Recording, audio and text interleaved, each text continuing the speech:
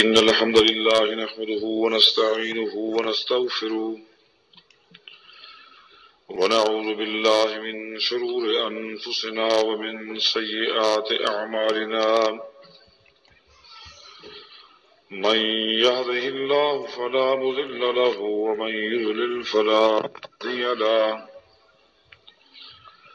أشهد أن لا إله إلا الله وحده لا شريك له وأشهد أن محمدا عبده.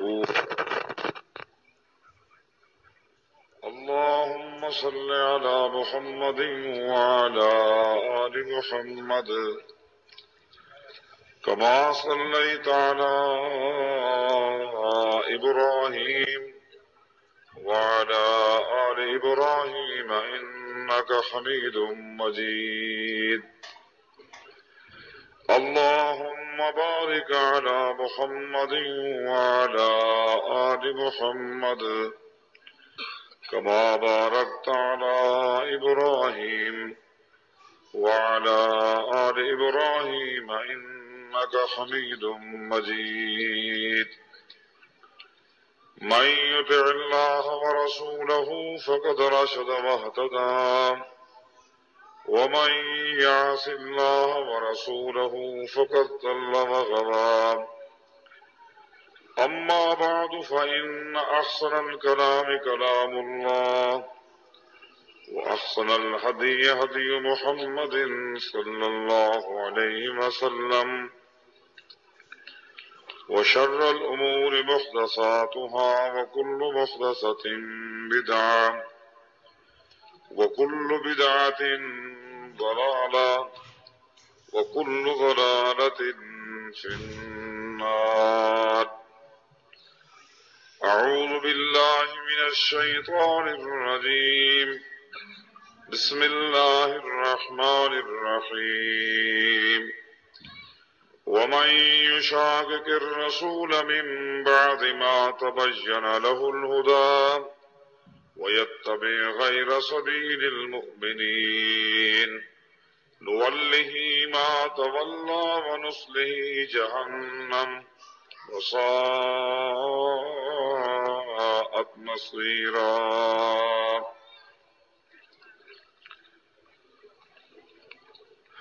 واجب الاحترام بزرگان دین، نوجوان ساتھیوں، آپ نے جید علماء کرام سے دینی اسلام کے مختلف پہلو پر گفتگو سنی ہے. اللہ تعالی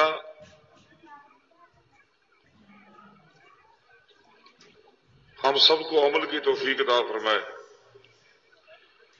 کیونکہ انسان کی کامیابی،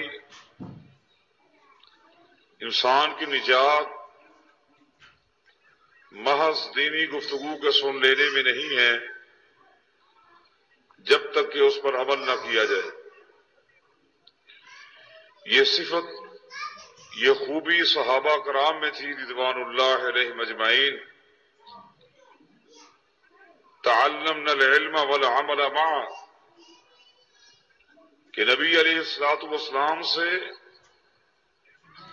وہ دین بھی سیکھتے تھے اور دین پر عمل کرنا بھی سیکھتے تھے. حتیٰ کہ عرفات کے میدان میں جب قرآن کریم کی آیت نازل ہوئی، الیوم اکملت لکم دینکم واتممت علیکم نعمتی ورضیت لکم الاسلام دینا، کہ آج دین مکمل ہو گیا، اللہ کی نعمتیں تمام ہو گئیں. اس خوشخبری کو سن کر صحابہ کرام رضوان اللہ علیہم اجمعین کی زبانوں پر یہ الفاظ تھے، تم الوحی و تم العمل، کہ اے اللہ تیرا شکر ہے، تیری تعریف ہے، تیرا احسان ہے کہ تو نے دین کو بھی مکمل کر دیا اور دین پر عمل بھی مکمل ہو چکا ہے. دین بھی مکمل اور دین پر عمل بھی مکمل. اس لیے پوری انسانیت کو فرمایا فَإِنْ آمَنُوا بِمِثْلِ مَا آمَنْتُمْ بِهِ فَقَدِ اهْتَدَوْا، اگر تم بھی وہی مزاج بناؤ گے جو صحابہ کا تھا تو تم کامیاب ہو۔ صحابہ کا مزاج کیا تھا؟ وہ دین کی گفتگو سنتے تھے تو فوراً اس پر عمل کرتے تھے، عمل بھی کرتے تھے، عمل کرواتے بھی تھے۔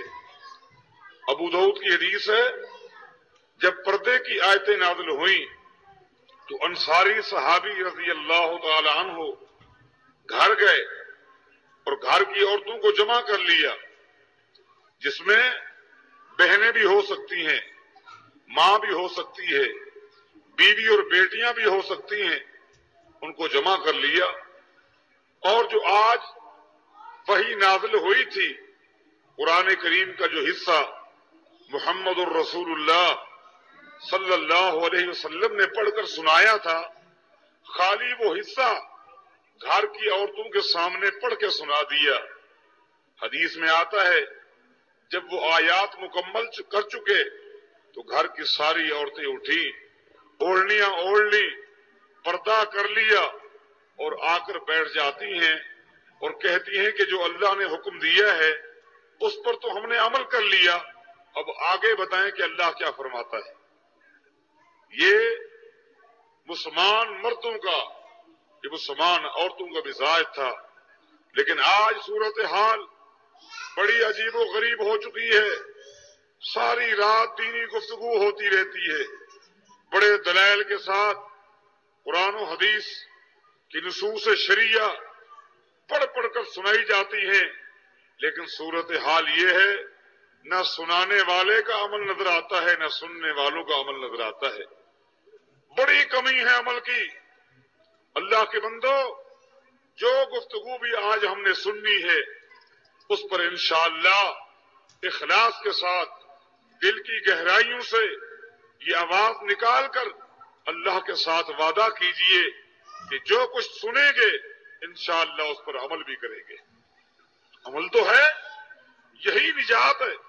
قربان جائیں، امام احمد بن حنبل رحمہ اللہ کے متعلق ابن جوزی رحمہ اللہ نے واقعہ نقل کیا ہے کہ وہ احادیث لکھتے تھے، لیکن جو بھی حدیث لکھتے اس حدیث کو لکھ لینے کے بعد اگلی حدیث اس وقت تک نہیں لکھتے تھے جب تک کہ اس حدیث پر عمل نہ کرتے۔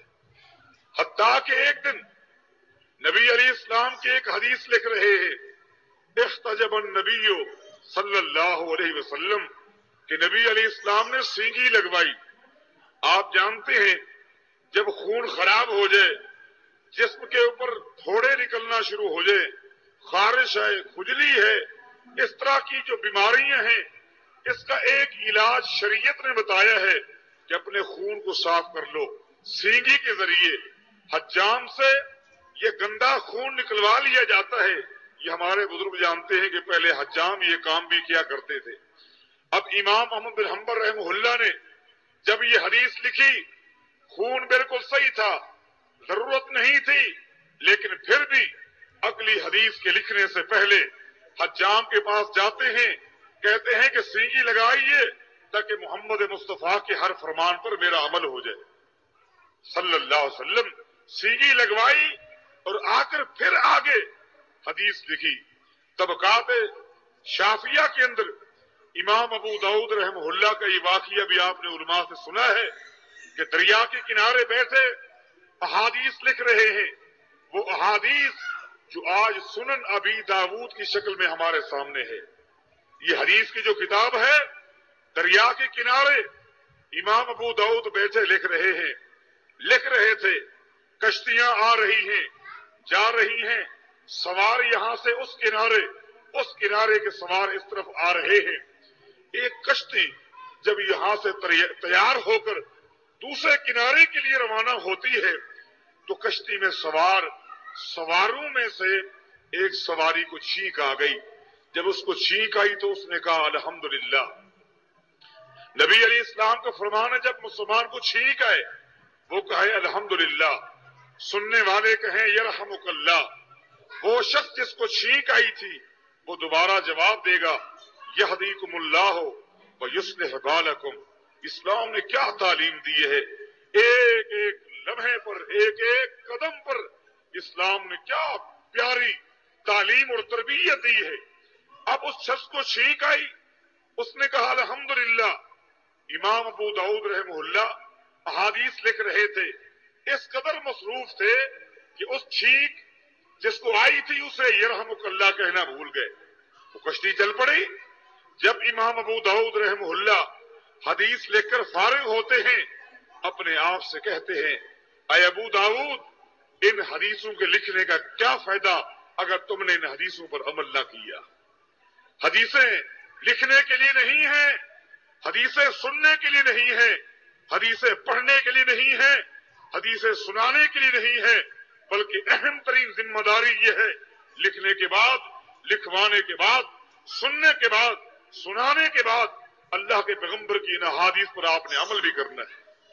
کیا فائدہ اس محنت کا؟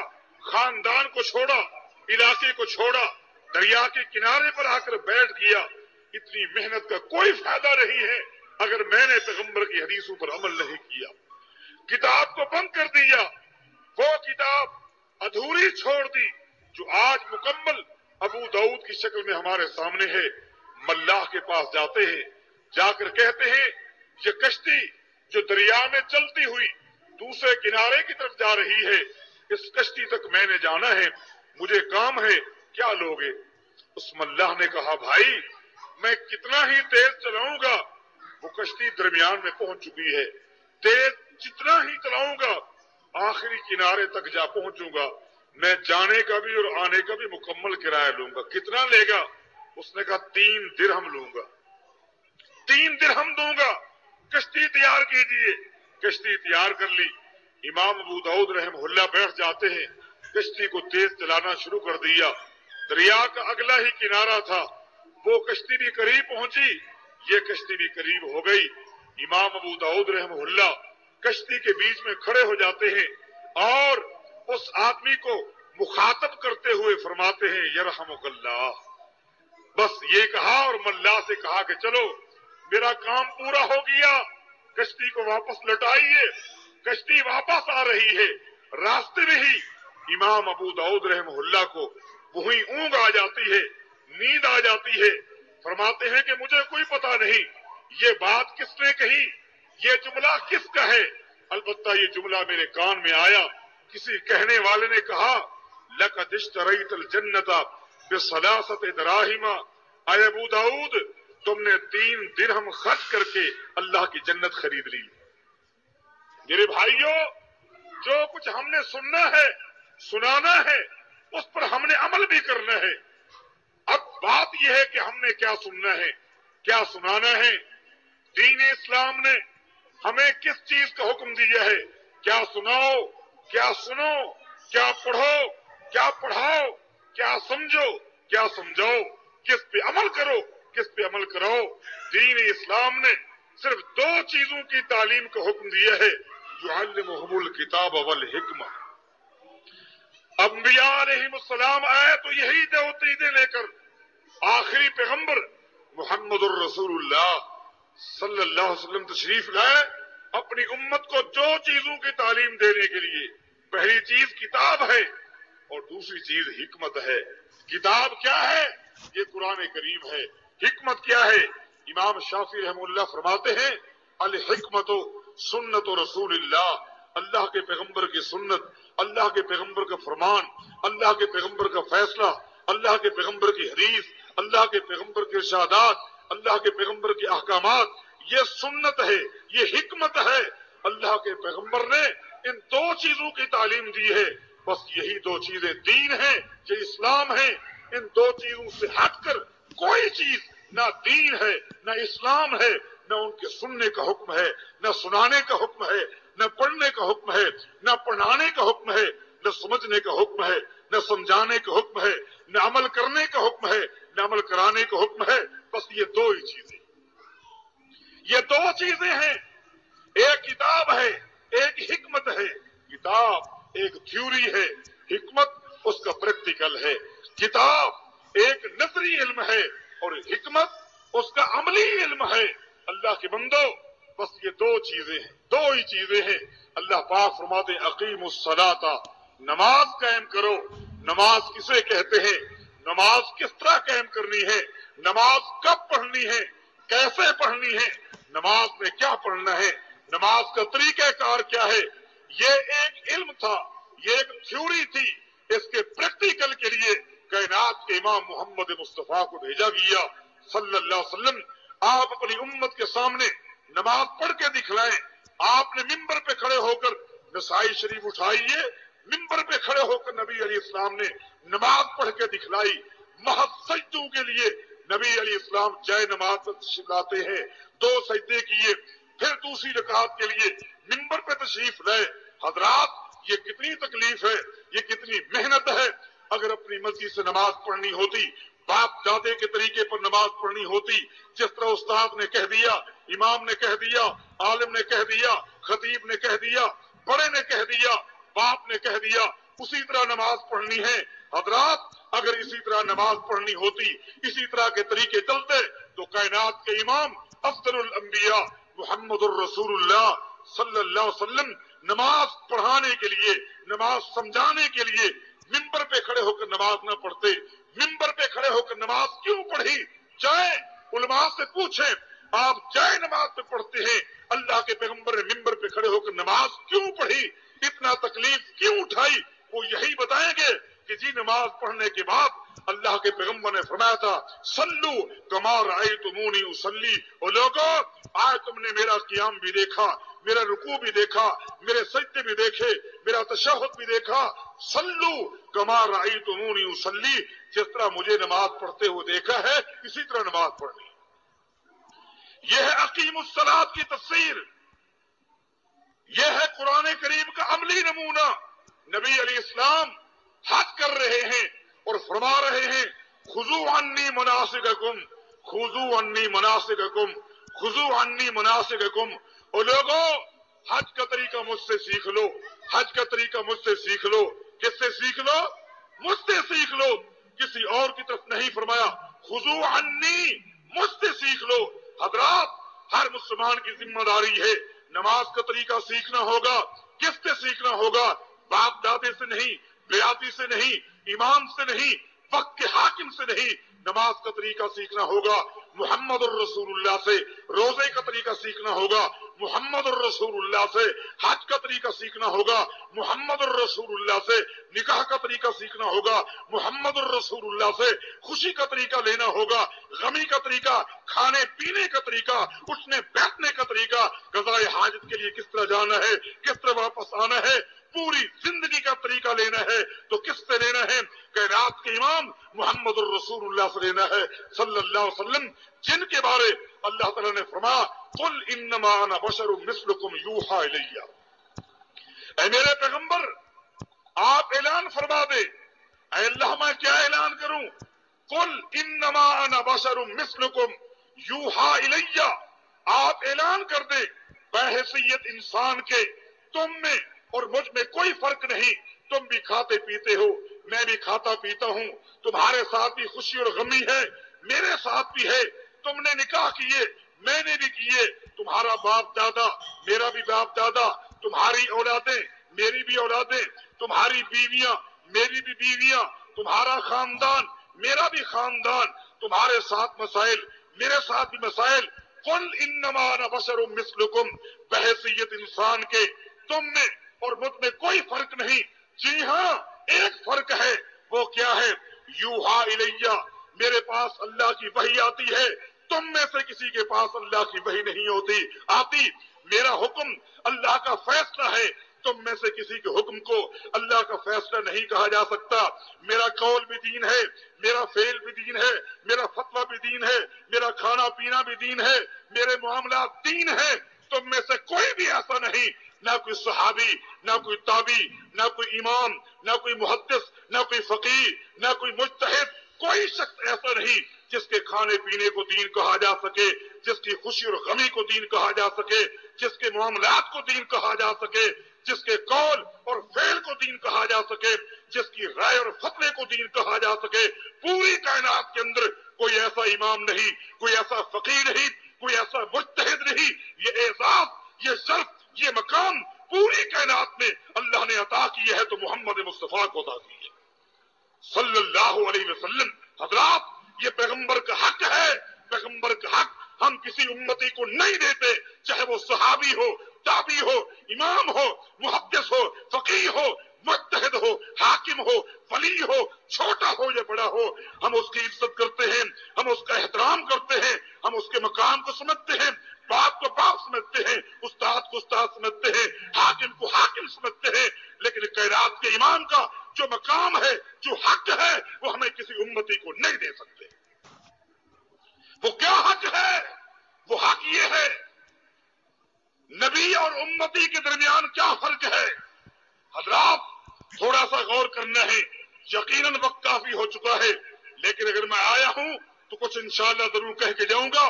توجہ کے ساتھ بات کو سننا ہے کہ امام، نبی اور امتی کے درمیان کیا فرق ہے۔ اس فرق کو سمجھیے کہ نبی کس کو کہتے ہیں، امتی کسی کو کہتے ہیں۔ امتی صحابی بھی ہو سکتا ہے، پھر امت کے اندر درجات ہیں، اس درجات کو بھی ہم مانتے ہیں۔ امت میں پہلا درجہ صحابہ کا ہے، پوری امت کے لوگ مل کر کسی ایک صحابی کی عظمت کو نہیں پہنچ سکتے۔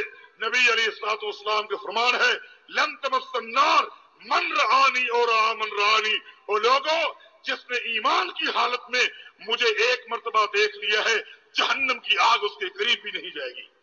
یقین کون ہے دیکھنے والے؟ یہ صحابہ کرام ہیں جن کے متعلق کائنات کے امام محمد مصطفیٰ صلی اللہ علیہ وسلم نے فرمایا تھا، لو ان احدکم انفق ملء الارض ذهبا ما يبلغ مد احدهم ولا نصيفه، او لوگوں اگر تم میں سے کوئی شخص جو صحابی نہ ہو، بھلے تابعی ہو، تبع تابعی ہو، امام ہو، فقیہ ہو، مجتہد ہو، کوئی بھی ہو، صحابی نہ ہو، اگر تم میں سے کوئی شخص، کوئی بھی میرا امتی اللہ کے راستے میں احد پہاڑ کے برابر سونا خرچ کرے اور اس کے مقابلے میں میرا صحابی اپنی مٹھی میں جو لے کر خرچ کرے، میرے صحابی کو ثواب زیادہ ملے گا۔ یہ درجات ہیں، جو مقام صحابہ کا ہے وہ تابعین کا نہیں، جو تابعین کا ہے وہ تبع تابعین کا نہیں۔ حضرات اس مقام کو ہم سمجھتے ہیں، صحابہ کا مقام اپنی جگہ پر ہے، تابعین کا مقام اپنی جگہ پر ہے، ائمہ دین کا مقام اپنی جگہ پر ہے، محدثین کا مقام اپنی جگہ پر ہے، باپ کا مقام اپنی جگہ پر ہے، ماں کا مقام اپنی جگہ پر ہے، خامد کا مقام اپنی جگہ پر ہے۔ لیکن یہ آپ کو بتاؤں گا، یہ سارے کے سارے امتی ہیں۔ صحابی کا معنی نبی نہیں ہو سکتا، تابعی کا معنی نبی نہیں ہو سکتا، امام کا معنی نبی نہیں ہو سکتا۔ جب نبی نہیں ہو سکتا، نبی کا جو حق ہے، نبی کا جو مقام ہے، نبی کی جو عزت ہے، وہ ہم کسی امتی کو نہیں دیتے۔ کیا حق ہے؟ نبی اور امتی کے درمیان کیا فرق ہے؟ وہ فرق آج آپ کے سامنے واضح کرنا چاہتا ہوں۔ فرق یہ ہے، اسے ایک جملے میں بیان کر دوں تب بھی ذی وقار، ذی شعور اہل علم کے لیے وہ جملہ کافی ہوگا۔ وہ کیا ہے کہ نبی وہ ہے، نبی وہ ہے، نبی کا مقام یہ ہے، نبی کی تعریف یہ ہے کہ جب نبی کچھ فرما دے، نبی سے دلیل نہیں مانگی جاتی، اس لیے کہ نبی کا فرمانا خود دلیل ہے۔ نبی جب کچھ کر کے دکھلا دے، نبی سے اس کرنے پر اور کہنے پر دلیل نہیں مانگی جاتی، اس لیے کہ نبی کا کرنا بھی دلیل ہے، نبی کا کہنا بھی دلیل ہے، اور امتی وہ ہے جو کہے اس کے کہنے پر بھی دلیل مانگی جائے، جو کرے اس کے کرنے پر بھی دلیل مانگی جائے۔ آپ نے یہ کیوں کہا؟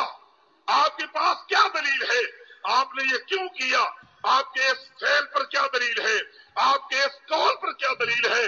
جس سے دلیل مانگی جائے وہ امتی ہے، جس سے دلیل نہ مانگی جائے وہ نبی ہے۔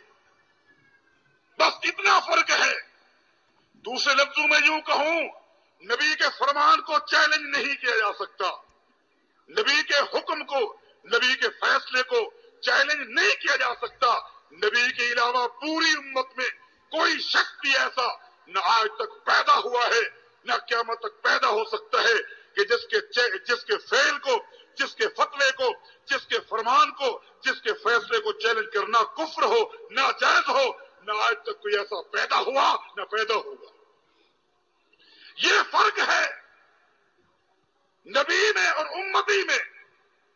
نبی فرما دے، نبی کا فرمانا بھی دلیل، نبی کا کرنا بھی دلیل، لیکن امت میں آپ یوں سمجھیں کہ آپ اگر کسی وقت کے عظیم محدث کے، کسی وقت کے عظیم امام کے کسی پروگرام میں شریک ہوتے ہیں، وہ پروگرام نکاح کا ہوتا ہے مثال کے طور پر، آپ واپس آئیں گے اور آ کر یہ تو تبصرہ کر سکتے ہیں کہ آج میں ایک نکاح میں شریک ہوا، وہ نکاح شریعت کے مطابق تھا، وہ نکاح شریعت کے مطابق تھا، وہ نکاح اسلام کے مطابق تھا۔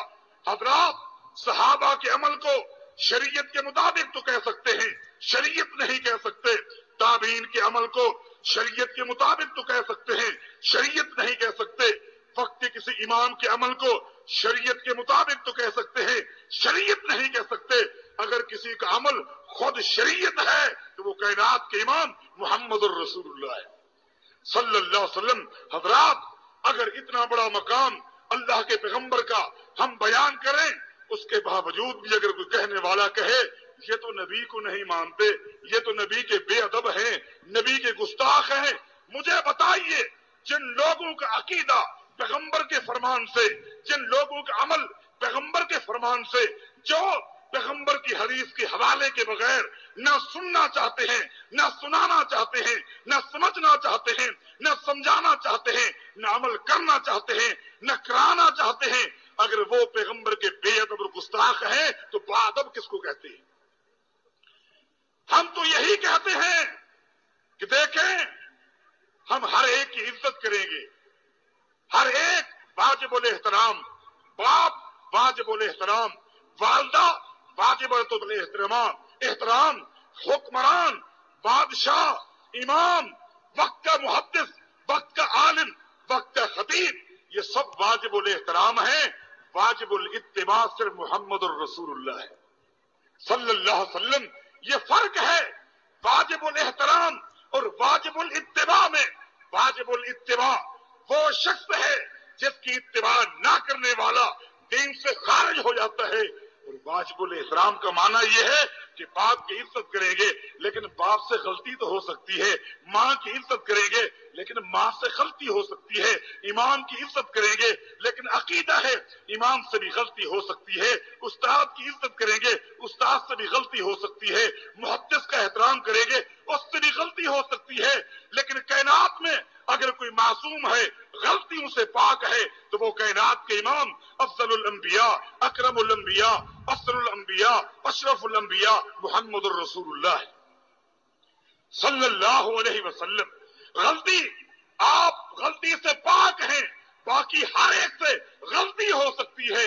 ہاں، مومن جان بوجھ کر غلطی نہیں کرتا، نہ قول میں نہ فعل میں، لیکن اس کے باوجود غلطی تو ہو سکتی ہے نا، غلطی تو ہو سکتی ہے۔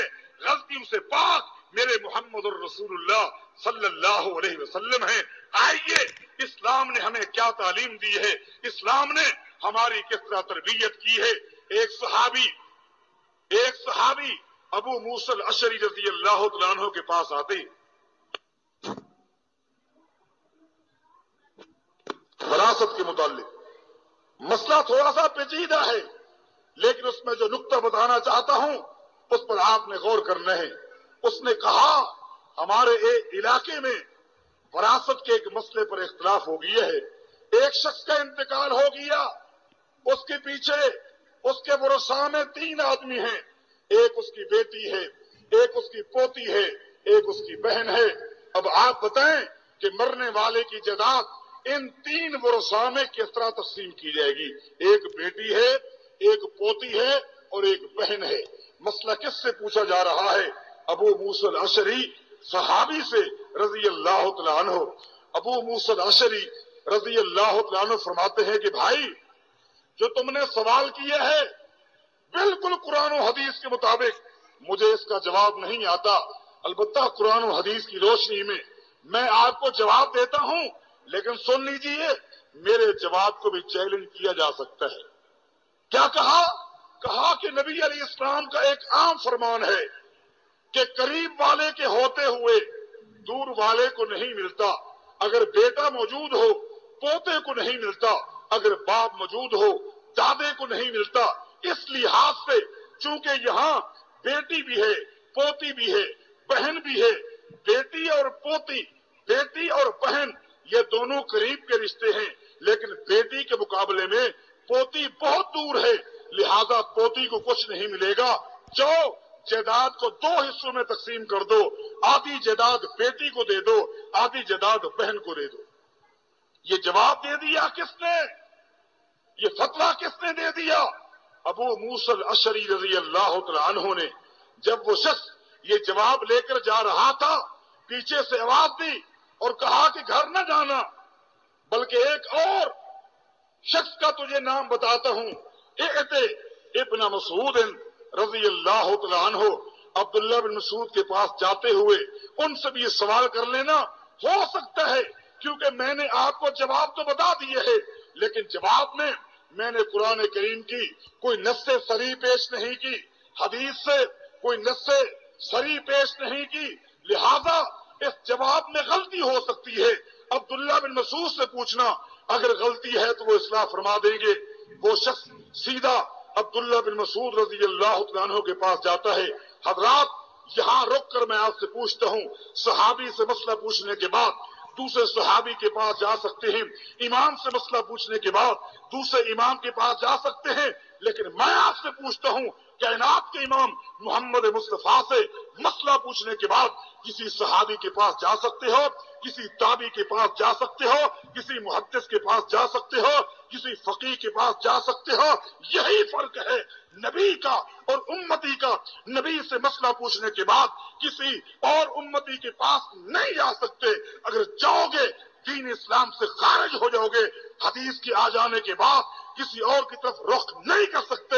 ہاں اگر امتی سے تم نے کوئی سوال کیا ہے، جواب لیا ہے، اس جواب کے بعد کسی اور امتی کے پاس جا سکتے ہو۔ ایک صحابی سے جواب لینے کے بعد دوسرے صحابی کے پاس جا سکتے ہو، ایک امام کے بعد دوسرے امام کے پاس جا سکتے ہو، ایک حاکم کے بعد دوسرے حاکم کے پاس جا سکتے ہو، ایک مفتی کے بعد دوسرے مفتی کے پاس جا سکتے ہو۔ ہاں اگر نہیں جا سکتے تو کائنات کے امام سے فتویٰ پوچھنے کے بعد کسی اور کے پاس نہیں جا سکتے۔ یہ فرق ہے، اس فرق کو آج واضح کرنا چاہتا ہوں۔ یہ فرق کہاں ہے؟ اس فرق کو آپ نے اپنے دل و دماغ میں بچھایا ہے کہ نہیں؟ ابن مسعود، اے بھائی گھر نہیں جانا، سیدھا عبداللہ بن مسعود رضی اللہ تعالیٰ عنہ کے پاس جانا ہے۔ وہ شخص سیدھا عبداللہ بن مسعود رضی اللہ تعالیٰ عنہ کے پاس جاتا ہے اور جا کر پوری کہانی سناتا ہے کہ اسی طرح ابو موسیٰ الاشعری رضی اللہ تعالیٰ عنہ کے پاس گیا تھا، انہوں نے یہ جواب دیا ہے جس میں پوتی کو محروم کر دیا ہے، لیکن ساتھ کہہ دیا ہے کہ عبداللہ کے پاس جاؤ، میں آپ سے تصدیق کروانے کے لیے آیا ہوں یہ جواب صحیح ہے یا غلط ہے۔ عبداللہ بن مسعود رضی اللہ تعالیٰ عنہ فرماتے ہیں، اقضی فیہا بما قضى النبی صلی اللہ علیہ وسلم۔ او بھائی تمہارے اس سوال کا جواب میں وہ دوں گا جو اس سوال کا جواب محمد رسول اللہ نے دیا تھا صلی اللہ علیہ وسلم۔ بالکل یہی سوال نبی علیہ السلام کے سامنے آیا تھا، اس مجلس کے اندر میں بیٹھا تھا، یہی سوال ایک شخص نے کیا تھا کہ ایک شخص فوت ہو گیا ہے، اس کی بیٹی ہے، اس کی پوتی ہے، اس کی بہن ہے، کس کو کیا ملے گا، کس کو کیا نہیں ملے گا؟ نبی علیہ السلام نے کیا جواب دیا تھا؟ اللہ کے پیغمبر نے فرمایا تھا کہ پوتی کو 6واں حصہ ملے گا، بیٹی کو آدھی جائیداد ملے گی، اور باقی جو 2 حصے بچیں گے وہ بہن کو ملیں گے۔ جائیداد کو 6 حصوں میں تقسیم کیا جائے گا، 6واں حصہ پوتی کو ملے گا اور 3 حصے بیٹی کو ملیں گے، اس لیے کہ اس کو آدھی جائیداد ملنی ہے، اور باقی جو 2 حصے بچیں گے وہ بہن کو ملیں گے۔ یہ فیصلہ دیا تھا محمد رسول اللہ نے صلی اللہ علیہ وسلم۔ وہ شخص جواب لے کر جا رہا ہے، عبداللہ رضی اللہ عنہ فرماتے ہیں، سنیے جو جواب تمہیں ابو موسیٰ الاشعری نے دیا تھا اگر میں بھی تجھے وہی جواب دوں تو میرے جہنم میں جانے کے لیے، میری گمراہی کے لیے، میری بربادی کے لیے یہی جواب کافی ہو جائے گا۔ حضرات تھوڑا سا غور کریں، سنجیدگی میں میری بات پر توجہ فرمائیں کہ عبداللہ بن مسعود نے یہ نہیں فرمایا کہ ابو موسیٰ الاشعری نے جو تمہیں جواب دیے ہے، جو تمہیں فتویٰ دیے ہے، ان کی بربادی کے لیے، ان کی ہلاکت کے لیے، ان کی گمراہی کے لیے یہ جواب کافی ہے۔ نہیں نہیں، ابو موسیٰ الاشعری کے بارے نہیں فرمایا، اپنے بارے فرمایا کہ اگر میں تجھے وہی جواب دیتا جو ابو موسیٰ الاشعری نے دیا ہے، میری بربادی کے لیے، گمراہی کے لیے یہی جواب کافی ہوتا۔ کیا معنی؟ اس کا معنی یہ ہے او بھائی، ابو موسیٰ الاشعری نے اپنے دماغ سے، اپنی رائے سے، اپنے قیاس سے اس وقت جواب دیا جب ان کے سامنے اللہ کے پیغمبر کی حدیث نہیں تھی، لیکن جب تو میرے پاس آیا، میرے پاس اللہ کے پیغمبر کی حدیث موجود تھی، اس حدیث کے ہوتے ہوئے اگر میں بھی رائے کو استعمال کرتا، اپنے دماغ کو استعمال کرتا، اپنے قیاس کو استعمال کرتا، میں برباد ہو جاتا، گمراہ ہو جاتا۔ عبداللہ بتانا چاہتے ہیں کہ رائے اس وقت استعمال ہوگی، قیاس سے فتویٰ اس وقت دیا جائے گا جب قرآن کی آیت نہیں ہوگی، حدیث نہیں ہوگی۔ جب حدیث آ جائے گی، حدیث کے ہوتے ہوئے جو اپنے دماغ سے، اپنی رائے سے یا کسی کے قول سے فتویٰ دیتا ہے وہ جہنمی ہے، نہ ان کی نمازیں قبول ہے، نہ ان کے روزے قبول ہے۔ آپ غور کریں، یہ دین اسلام کتنا حساس دین ہے۔ اس دین کی غیرت پر تھوڑا سا توجہ کریں کہ یہ ذرے کے برابر لچک کو برداشت نہیں کرتا۔ دین اسلام رائی کے دانے کے برابر جھول کو برداشت نہیں کرتا۔ جھول کیسی، لچک کیسی، مصلحت کیسی، آئیے اس کی مثال آپ کے سامنے رکھتا ہوں۔ امیر عمر رضی اللہ تعالیٰ عنہ کے پاس ایک شخص آتا ہے، وہ تابعی نہیں، وہ صحابی ہے۔ غور کریں، اس نے آ کر مسئلہ پوچھا۔ کس سے پوچھا؟ عمر بن خطاب رضی اللہ تعالیٰ عنہ سے۔ کون ہیں؟ علم کے سمندر ہیں، دنیاوی اعتبار سے نبی علیہ السلام کے سسر ہیں، دنیاوی اعتبار سے قریشی ہیں، دنیاوی اعتبار سے مکی ہیں، دینی اعتبار سے صحابی رسول ہیں، دینی اعتبار سے اللہ کے پیغمبر کے دوسرے خلیفہ ہیں، دینی اعتبار سے ان 10 صحابہ میں سے ہیں جن کو نام لے کر جنت کی بشارت دی گئی۔ امیر عمر رضی اللہ تعالیٰ عنہ، جن کے بارے عبداللہ بن مسعود رضی اللہ تعالیٰ عنہ فرمایا کرتے تھے، لو ان علم عمر وضع فی کفۃ ووضع علم اہل الارض فی کفۃ لرجح علم عمر۔ اور لوگوں، یہ عبداللہ بن مسعود نے کب فرمایا تھا؟ جب امیر عمر فوت ہو گئے، شہادت کے بعد انہیں دفنایا گیا، دفنانے کے بعد قبر کے قریب کھڑے ہو کر عبداللہ بن مسعود نے فرمایا تھا، آج تمہیں پتا ہے کس شخص کو ہم نے دفنایا ہے؟ آج ایک ایسے شخص کو دفنا دیا گیا، اگر پوری دنیا کے علماء کے علم کو ترازو کے ایک پلڑے میں رکھ دیا جائے اور دوسرے پلڑے میں عمر بن خطاب کے علم کو رکھ دیا جائے، لرجح علم عمر، وہ پلڑا بھاری ہوگا جس نے خطاب کے بیٹے کے علم کو رکھا دیا ہے۔ جن کی علمیت کو کائنات کے امام محمد مصطفیٰ نے بھی بیان کیا تھا صلی اللہ علیہ وسلم۔ صحیح بخاری کی حدیث ہے، نبی علیہ السلام نے اپنا خواب سنایا تھا۔ اور حضرات یہ بات آپ جانتے ہیں، ہم کائنات کے اندر کسی کے خواب کو بطور دلیل کے، بطور حجت کے پیش نہیں کر سکتے، نہ کسی صحابی کے خواب کو، نہ کسی تابعی کے خواب کو، نہ کسی امام کے خواب کو، نہ کسی بزرگ کے خواب کو، فلاں نے یہ دیکھا، فلاں نے یہ دیکھا۔ نہیں نہیں، دین اسلام میں کسی کا خواب بطور دلیل کے، بغیر تصدیق کے نہیں پیش کیا جا سکتا۔ اگر کسی کا خواب بھی دین ہے، دلیل ہے، وہ صرف ایک ہستی کا خواب ہے۔ وہ ہستی کون ہے؟ کائنات کے امام محمد الرسول اللہ ہے صلی اللہ علیہ وسلم۔ اللہ کے پیغمبر جو خواب میں دیکھیں وہ بھی دین، جو جاگتے ہوئے بتائیں وہ بھی دین، جو کچھ فرما دیں وہ سب کچھ دین ہی دین ہے۔ لیکن کون؟ صرف محمد الرسول اللہ صلی اللہ علیہ وسلم۔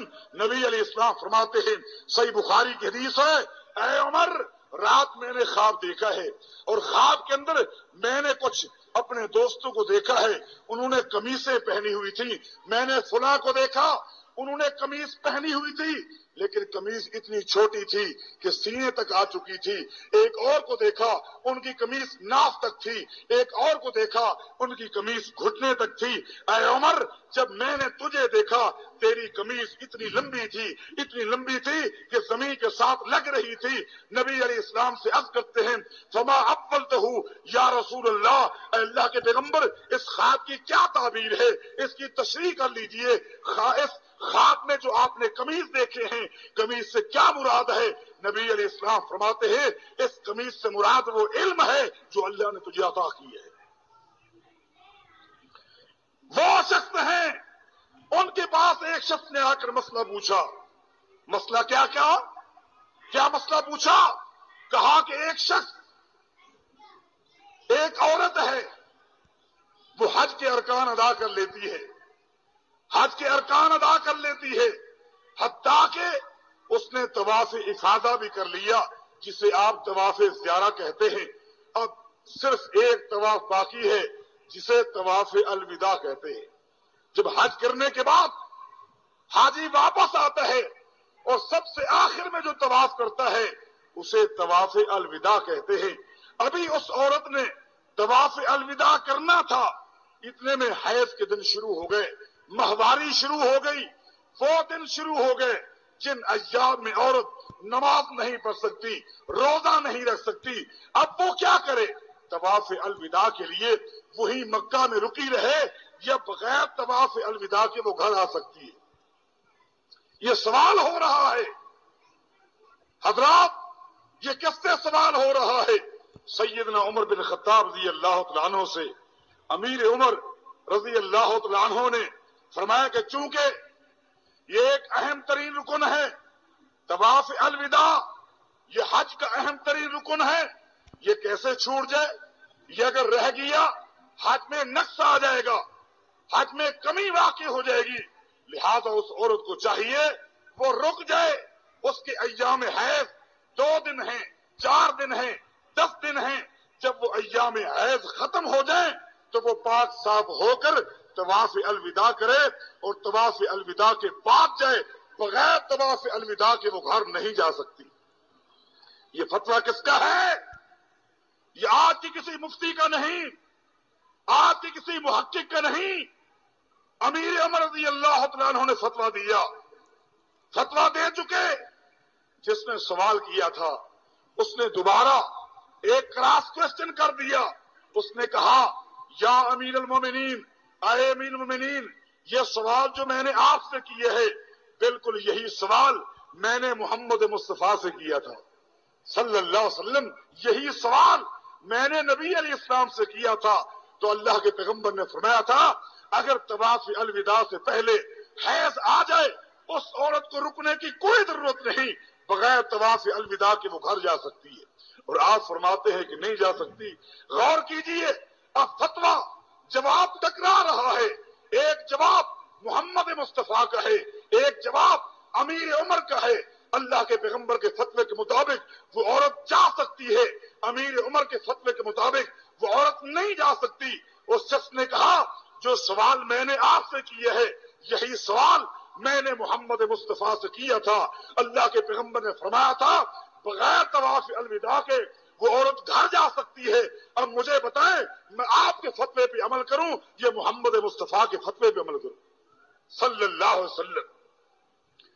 یقیناً ائمہ واجب الاحترام ہیں، لیکن میں آپ سے پوچھتا ہوں بالخصوص یہ 4 ائمہ، امام ابو حنیفہ رحمہ اللہ، امام مالک رحمہ اللہ، امام شافعی رحمہ اللہ، امام احمد بن حنبل رحمہ اللہ، ان 4 ائمہ میں سے کوئی ایک امام بتائیے جو عظمت میں، جو مقام میں، جو شان میں میرے امیر عمر کا مقابلہ کر سکے؟ کوئی ہے؟ بتائیے۔ بلکہ میں آگے چل کے پوچھتا ہوں اگر یہ 4 ائمہ مل جائیں اللہ کی قسم یہ مل کر بھی امیر عمر کی عظمت کا مقابلہ نہیں کر سکتے، ان کی شان کا، ان کے مقام کا مقابلہ نہیں کر سکتے۔ قربان جائیں یہ سارے ائمہ امیر عمر رضی اللہ تعالیٰ عنہ کی عظمت پر۔ آپ کا یہ عقیدہ ہے کہ نہیں؟ صحابہ کے بارے آپ کا یہ ایمان ہے کہ نہیں؟ پھر تھوڑا سا غور کیجئے، انصاف تو کیجئے.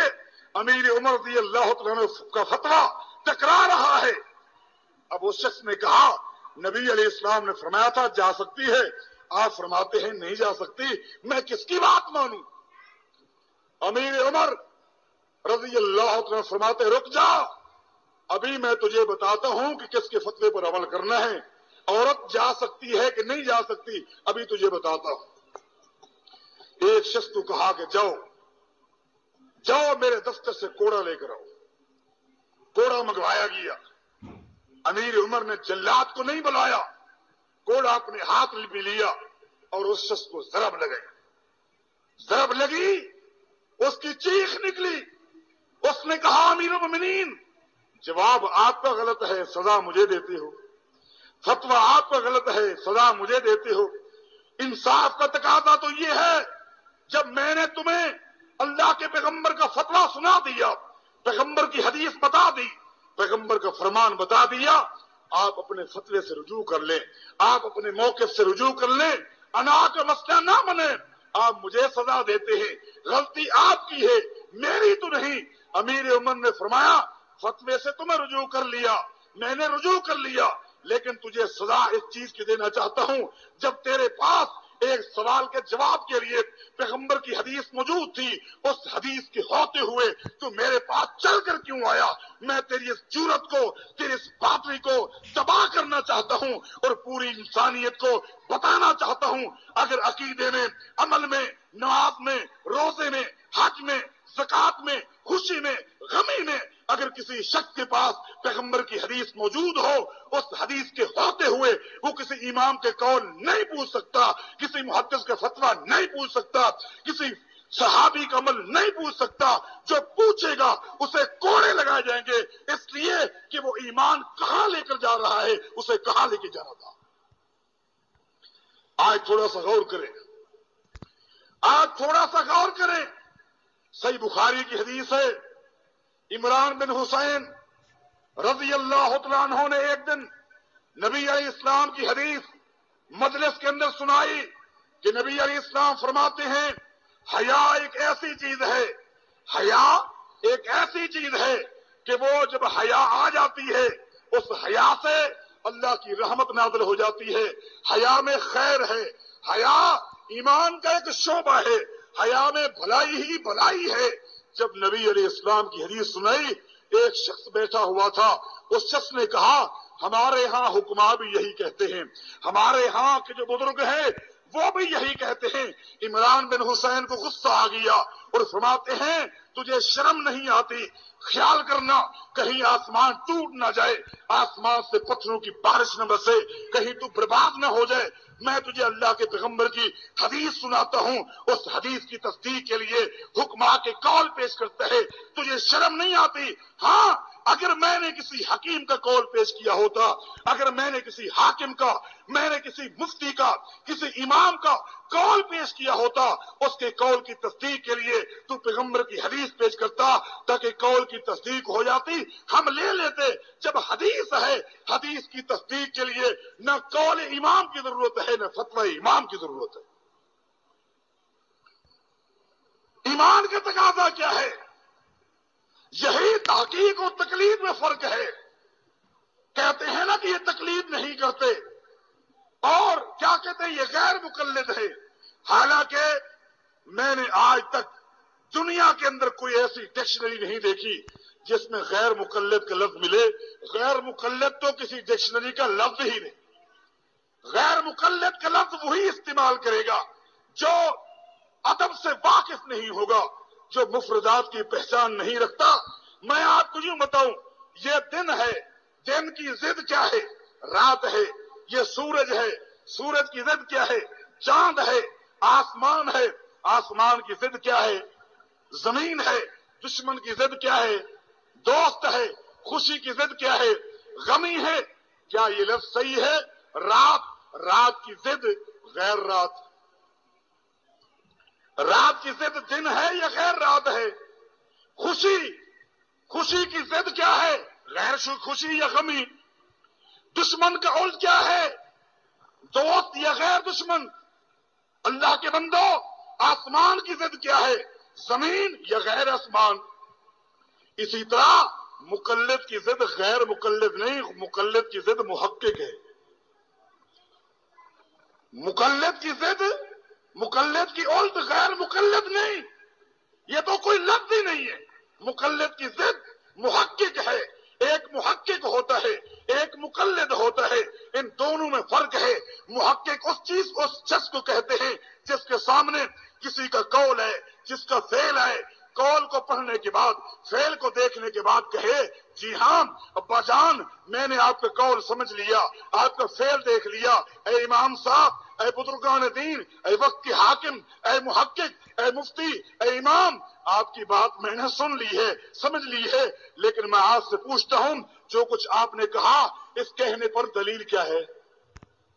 جو دلیل مانگے، جو حوالہ مانگے وہ محقق ہے، اور جو بغیر دلیل مانگے مان لے وہ مقلد ہے۔ مقلد ہے جو یہ کہہ دے میاں یہ امام ہے، کیا غلط کہہ سکتا ہے؟ یہ خطیب ہے، غلط کہہ سکتا ہے؟ یہ مفتی ہے، غلط کہہ سکتا ہے؟ بس اس اعتماد پر بغیر دلیل کے جو بات مانتا ہے وہ مقلد ہے، جو دلیل لے کر مانگتا ہے وہ محقق ہے۔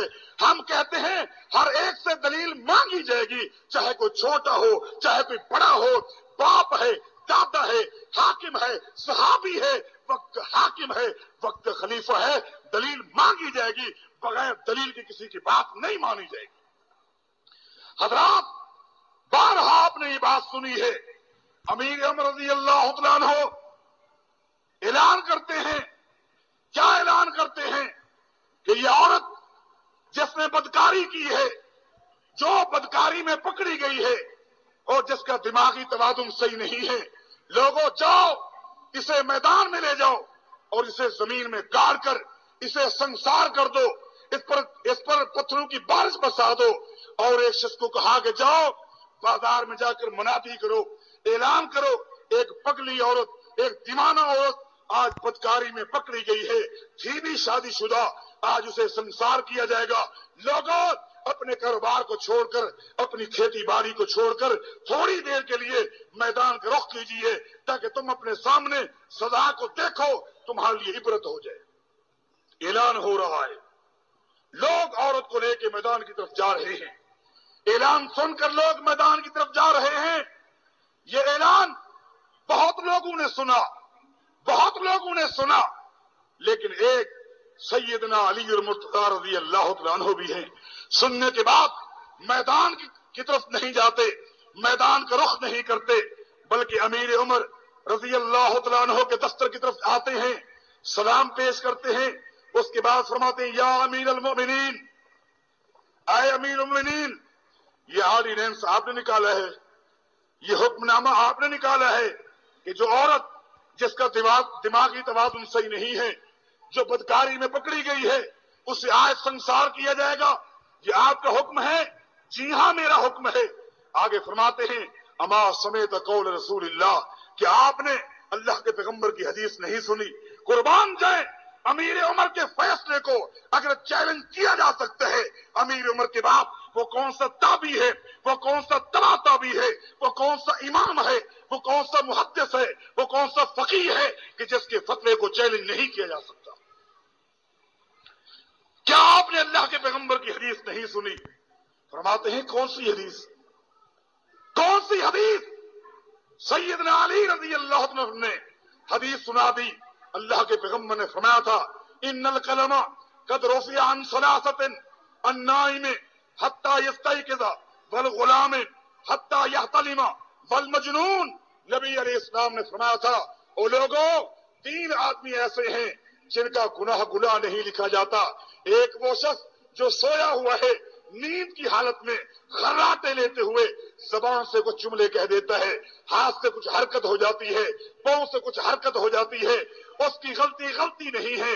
دوسرا وہ بچہ، وہ بچی جو ابھی تک بلوغت کو نہیں پہنچے، نابالغ بچہ اگر کوئی حرکت کر بیٹھتا ہے، اس کی حرکت تصور نہیں ہوتی، وہ غلطی نہیں لکھی جاتی۔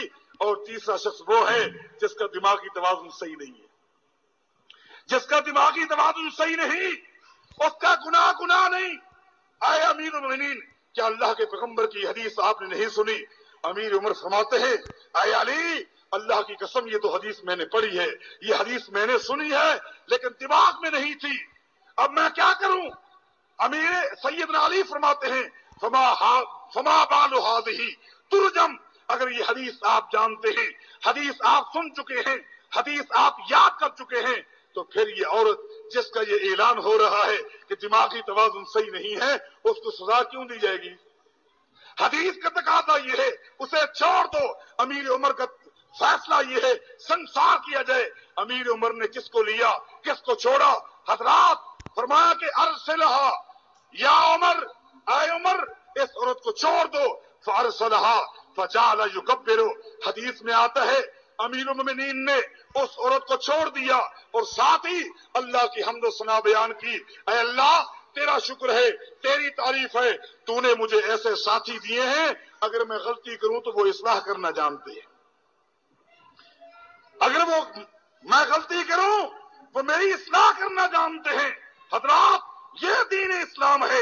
امیر عمر رضی اللہ تعالیٰ عنہ مسند احمد کی حدیث ہے، خطبہ دے رہے ہیں، منبر پہ تشریف فرما ہیں، منبر پہ کھڑے ہو کر فرماتے ہیں یا ایھا الناس لا تغالوا فی مہور النساء، او لوگو جب تم نکاح کرتے ہو، شادیاں کرتے ہو، عورتوں کی حق مہر کم مقرر کیا کرو، یہ لاکھوں کروڑوں کی باندھ دیتے ہو، نہیں یہ ایک تمہیں بونڈ کرنا چاہتے ہیں، لا تغالوا فی مہور النساء، عورتوں کی حق مہر کم ہونی چاہیے، زیادہ نہیں ہونی چاہیے۔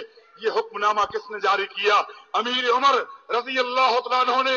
میں امیر عمر کے اس لیے حوالے دے رہا ہوں، اگر امیر عمر کا فتویٰ اور چیلنج کے قابل ہو سکتا ہے، اس کے بعد کون ہے جس کا فتویٰ چیلنج کے قابل نہیں ہو سکتا؟ لا تغالوا فی مہور النساء، عورتوں کی حق مہر زیادہ نہ باندھو، یہ حکم دے دیا۔ حدیث میں آتا ہے عورتوں کی صفوں میں سے ایک بوڑھیا خاتون کھڑی ہو جاتی ہے، کہتی ہے مہلن یا عمر، اے عمر اپنے خطبے کو روک دیجئے، آگے گفتگو نہ کیجئے، جب تک آپ میرے سوال کا جواب نہیں دیں گے میں آپ کی تقریر نہیں سنوں گی۔ حضرات امیر عمر کے اگر خطبے کو روکا جا سکتا ہے، ان کے فتوے کو ٹوکا جا سکتا ہے، امیر عمر کے بعد وہ کون امام ہے، وہ کون حاکم ہے، وہ کون مفتی ہے، وہ کون فقیہ ہے جس کے فتوے کو نہ روکا جا سکے، جس کے خطبے کو نہ ٹوکا جا سکے؟ آپ نے دین کو کیا سمجھ لیا ہے؟